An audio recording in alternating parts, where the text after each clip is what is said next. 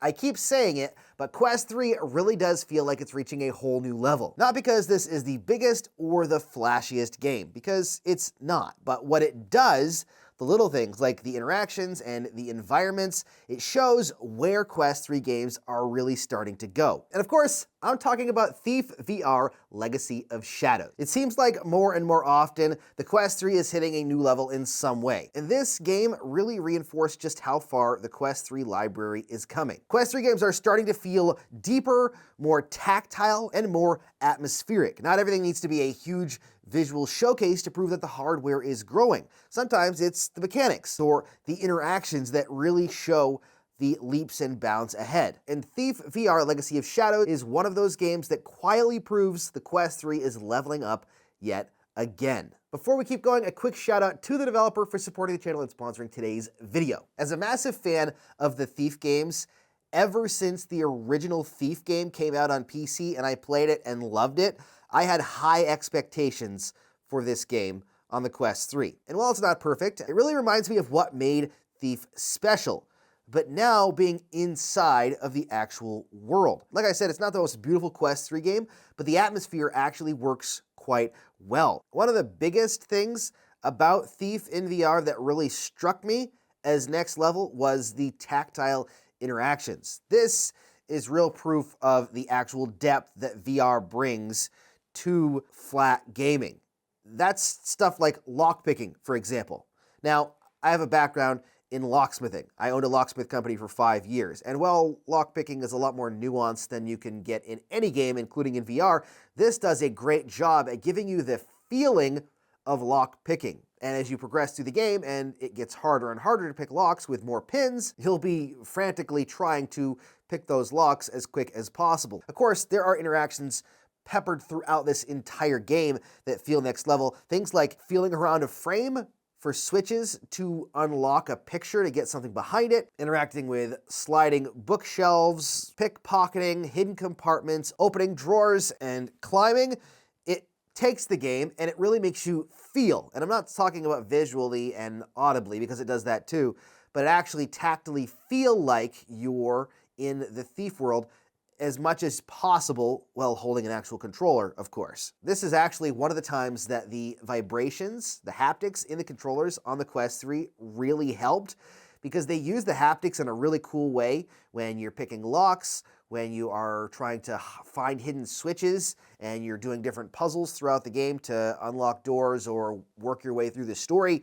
It uses the haptics really, really well. And a lot of games use the haptics, but more as like a vibration for something happening, or, you know, a gun or something like that. This game actually uses the haptics in a very creative way to add depth, which really is only possible in virtual reality. One of the things that kind of blew my mind in this is interaction not with your hands though, it's actually using your mouth. Now there's a couple of different settings that you can set in this that I think are really cool. One of them is no mic input, so you can talk and do whatever you want and it doesn't take any input at all. One of them is full mic input, so any sound that you make, guards can hear, and they will come and find you, which is cool, but also a little bit stressful, especially when you're trying to play around other people and they're talking. But the one I thought was the most interesting and the most balanced was actually the candle blowing setting, meaning that you can actually go through, and of course you can pinch the candles out like you do when you're young and trying to be cool, and you lick your fingers and pinch the candle. Well, you can pinch the candle with your gloved hands and put them out in the rooms in this as well.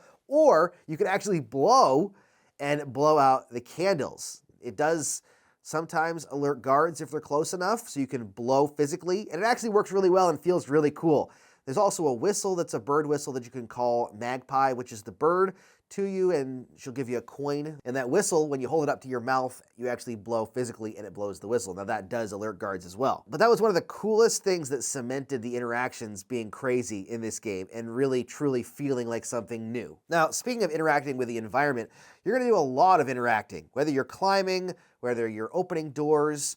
One of the cool things about this, actually, speaking of doors, is that there are multiple ways to actually go through these levels. I tend to spend a lot of time in each level and unlock every door and explore every nook and cranny because I want to collect everything, and I just think it's fun to do that. But there are several different ways to actually approach each mission, whether you're going to go through the sewers and pop up inside of a building and you have to try to sneak around, or whether you put the fire out inside of a fireplace and then climb up inside the fireplace, or maybe you pick the lock on a door and knock out the guard and hide the body instead of trying to sneak around and not be seen at all. Each mission has several different avenues that you can take to complete the goals of the mission. And there are actually several side quests in each mission as well, whether it's collecting a certain amount of gold, finding a hidden item, or even lore-based stuff like a guard has hidden some loot inside of a cell that you have to open up and get the loot, and adds more money to your purse. But back to the mechanics, there are actually several different arrows in this game that you can use. Everything from water arrows to put out fires, to fire arrows to actually light fires, and you can actually shoot them at the heavily armored guards, and it actually works pretty well if you get frustrated and can't get by them. There's rope arrows that allow you to climb up ropes, and of course there are normal arrows that you can use to shoot the guards if you don't mind killing people. I try not to because I like to, in Thief, sneak around. There are blunt arrows to knock them out too. That actually works pretty well. So the bow itself is actually not just a bow. It's a tool in this game, and this is also another thing Quest 3 games are really doing more of lately, not just simple interactions, but layered mechanics, whether you're talking about the bow or all the different aspects of this game. Now let's talk about the environments for just a second. Like I said, they're not visually stunning like some of the other crazy stunning games, but considering the fact that a lot of it has tons of interactions, and there are guards all over, and there's AI that has to be run and all of that stuff, the environments actually look quite good. Fire looks good, the lighting and shadow looks good. It doesn't have like dynamic shadows on the guards, which would be cool, but it does have a lot of shadowy and light areas. Obviously, you got to sneak in and out, but the environments are very varied, even though a lot of the areas have similar looks to them because of the time period and the style of the architecture and stuff. Each mission does feel very different, whether you're sneaking into a mansion, sneaking through a district, working your way through windows of houses, or in the sewers. There's a lot of varied elements to each of these places, and it allows it to feel like each mission is unique. Whether it's a vertical mission where you have to work your way up, whether it's a large mapped area where you have to work your way across streets and keep out of the way of guards. There's a lot of variety to the actual missions themselves, not just in mechanics and how they're laid out, but also in the environments themselves. It's not a massive open world, more like dense little pockets of interaction and scale.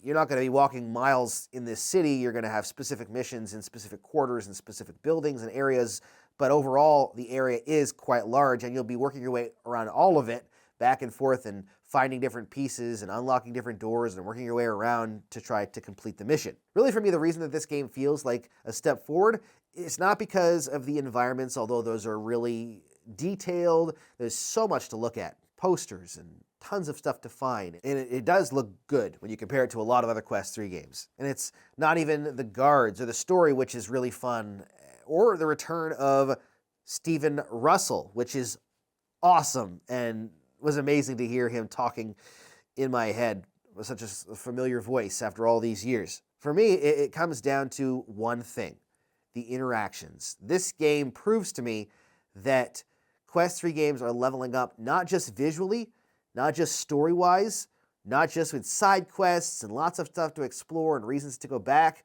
but also with interactions. It made the controllers of the Quest 3 feel new to me, with how they utilized the haptics, how they allowed you to blow out candles, how they did lockpicking and sneaking around. And yes, other games have done pieces of that, but to combine it all together and put it into a package that is Thief-based, which is a huge franchise and one of my favorite sneaking stealth games of all time, and bring it into virtual reality, I think it's just more proof that you can take a flat game and make the game not just better, but transformative when you put it into VR. And the Quest 3 is really proving that fact. And it's proving the fact that developers like Vertigo and Maze Theory, who did this, Vertigo published it, Maze Theory has worked on other games in the past that are licensed.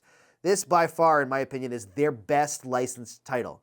Taking a flat game like Thief and bringing it to VR, I think they've done a wonderful job, really making it feel like you're stepping into the world of Thief and like you're actually interacting with the world in front of you, not just playing it, or not just picking up a gun and shooting it, but physically interacting with the elements of the world. And I think that, for me, might be my favorite part. You see, it's not about one game being revolutionary. It's about the Quest 3 library growing and evolving in ways that feel deeper and more creative. This is just another small piece of proof that the Quest 3 is leveling up in a lot of different ways, not just one. But let me know what you think down in the comments. Are you picking up Thief? There's a link down in the description if you want to check out more about the game.